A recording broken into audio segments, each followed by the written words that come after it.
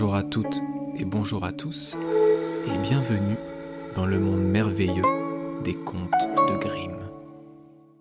Le serpent blanc. Il y a maintenant fort longtemps que vivait un roi dont la sagesse était connue dans tout son royaume. On ne pouvait rien lui cacher. Il semblait capter dans les airs des nouvelles sur les choses les plus secrètes. Ce roi avait une étrange habitude. Tous les midis, alors que la grande table était desservie et qu'il n'y avait plus personne dans la salle, son serviteur fidèle lui apportait un certain plat. Or, ce plat était recouvert et le valet lui-même ignorait ce qu'il contenait. Personne d'ailleurs ne le savait, car le roi ne soulevait le couvercle et ne commençait à manger que lorsqu'il était seul. Pendant longtemps, cela se passa ainsi.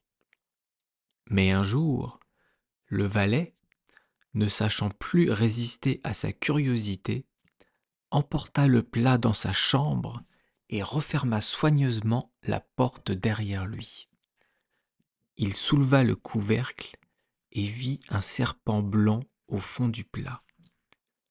Cela sentait bon et il eut envie d'y goûter. N'y tenant plus, il en coupa un morceau et le porta à sa bouche.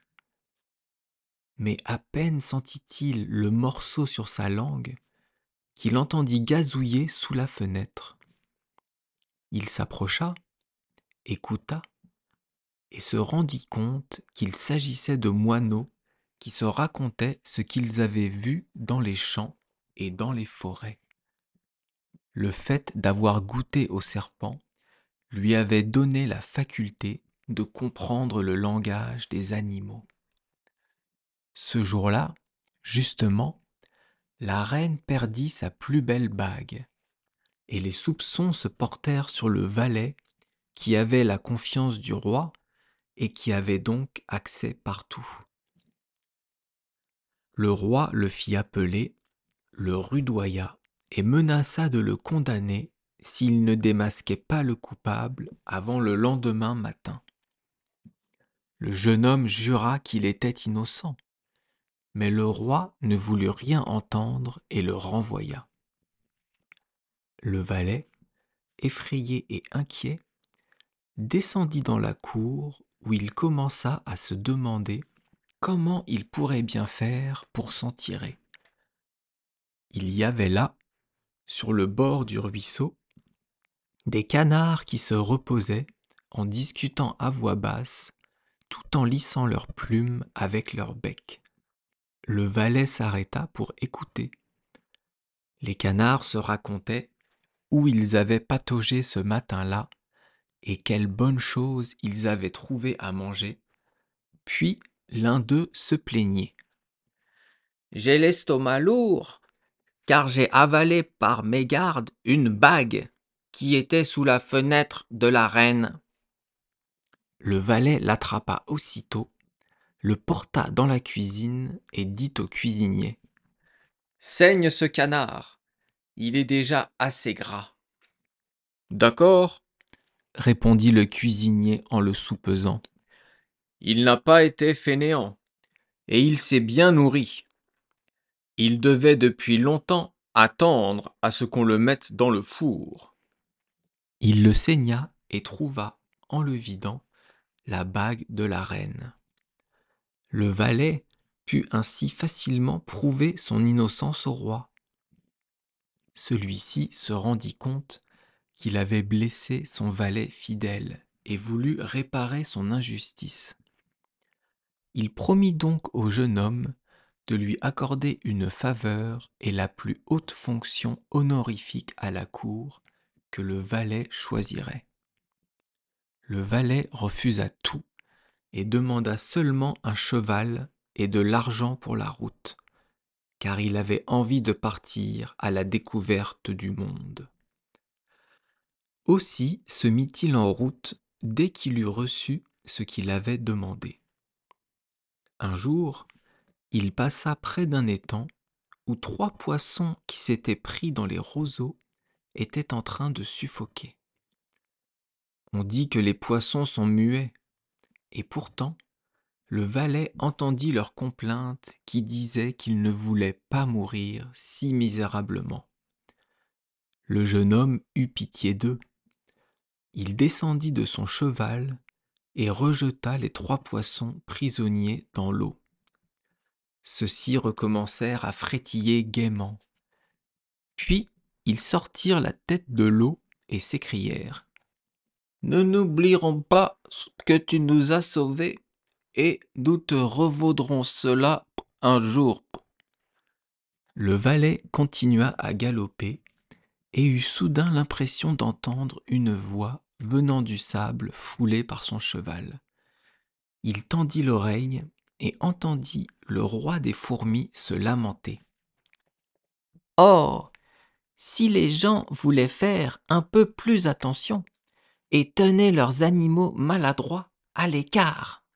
Ce cheval stupide piétine avec ses lourds sabots mes pauvres serviteurs. » Le jeune homme s'écarta aussitôt et le roi des fourmis cria : « Nous n'oublierons pas et te revaudrons cela un jour. » Le chemin mena le valet dans la forêt où il vit un père corbeau et une mère corbeau en train de jeter tous leurs petits du nid.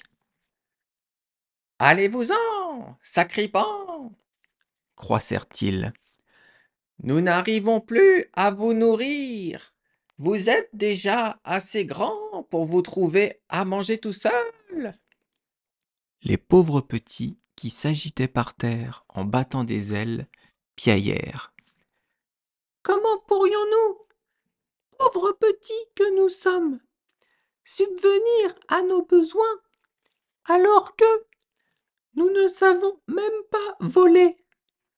Nous allons mourir de faim. » Le jeune homme descendit aussitôt de son cheval, le transperça de son épée et l'abandonna aux jeunes corbeaux pour qu'ils aient de quoi se nourrir. Les petits s'approchèrent et, après s'être rassasiés, crièrent : « Nous ne t'oublierons pas et nous te revaudrons cela un jour. » Le valet fut désormais obligé de continuer sa route à pied. Il marcha, et, après une longue marche, il arriva dans une grande ville dont les rues étaient très peuplées et très animées. Soudain, un homme arriva à cheval et annonça que l'on cherchait un époux pour la princesse royale, mais que celui qui voudrait l'épouser devrait passer une épreuve difficile et, s'il échouait, il devrait le payer de sa vie. De nombreux prétendants s'y étaient déjà essayés et tous y avaient péri. Mais le jeune homme, lorsqu'il eut l'occasion de voir la princesse, fut si ébloui de sa beauté qu'il en oublia tous les dangers. Il se présenta donc comme prétendant devant le roi. On l'emmena immédiatement au bord de la mer et on jeta sous ses yeux un anneau d'or dans les vagues. Puis le roi lui ordonna de ramener l'anneau du fond de la mer et ajouta : « Si tu émerges de l'eau sans l'anneau, les vagues te rejetteront sans cesse jusqu'à ce que tu périsses. » Tous plaignirent le jeune homme et s'en allèrent.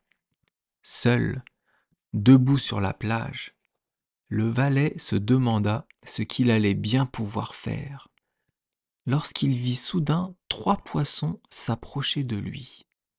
C'étaient les poissons auxquels il avait sauvé la vie.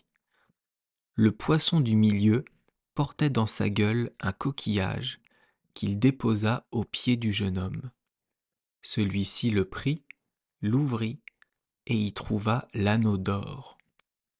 Heureux, il le porta au roi, se réjouissant d'avance de la récompense. Or, La fille du roi était très orgueilleuse, et dès qu'elle eut appris que son prétendant n'était pas de son rang, elle le méprisa et exigea qu'il subît une nouvelle épreuve. Elle descendit dans le jardin et, de ses propres mains, elle répandit dans l'herbe 10 sacs de millet. « Tu devras ramasser ce millet, ordonna-t-elle. Que ces sacs soient remplis avant le lever du soleil, et pas un seul grain ne doit manquer. » Le jeune homme s'assit dans l'herbe et se demanda comment il allait pouvoir s'acquitter de cette nouvelle tâche. Ne trouvant pas de solution, il resta assis en attendant tristement l'aube et la mort. Or, dès que les premiers rayons du soleil éclairèrent le jardin, il vit devant lui les 10 sacs de millet remplis à ras-bord. Ils étaient rangés les uns à côté des autres, et pas un seul grain ne manquait. Le roi des fourmis était venu la nuit avec des milliers de serviteurs, et les fourmis reconnaissantes avaient rassemblé tout le millet avec infiniment de soin et en avaient rempli les sacs. La princesse descendit elle-même dans le jardin et constata avec stupéfaction que son prétendant avait rempli sa tâche. Ne sachant toujours pourtant pas maîtriser son cœur plein d'orgueil, elle déclara : « Il a su passer les 2 épreuves, mais je ne serai pas sa femme tant qu'il ne m'aura pas apporté une pomme de l'arbre de vie. » Le jeune homme ignorait où poussait un tel arbre, mais il décida de marcher là où ses jambes voudraient bien le porter, sans trop d'espoir de trouver l'arbre en question. Il traversa 3 royaumes et arriva un soir dans une forêt. Il s'assit au pied d'un arbre pour se reposer un peu, lorsqu'il entendit un bruissement dans les branches au-dessus de sa tête, et une pomme d'or tomba dans ses mains. Au même moment, 3 corbeaux se posèrent sur ses genoux et dirent : « Nous sommes les 3 corbeaux que tu as sauvés de la famine. Nous avons appris que tu étais en quête de la pomme d'or, et c'est pourquoi nous avons traversé la mer et sommes allés jusqu'au bout du monde, où se trouve l'arbre de vie, pour t'apporter cette pomme. » Le jeune homme, le cœur joyeux, prit le chemin du retour et remit la pomme d'or à la belle princesse qui ne pouvait plus se dérober. Ils coupèrent la pomme de vie en 2, la mangèrent ensemble et, à cet instant, le cœur de la princesse s'enflamma d'amour pour le jeune homme. Ils s'aimèrent et vécurent heureux jusqu'à un âge très avancé.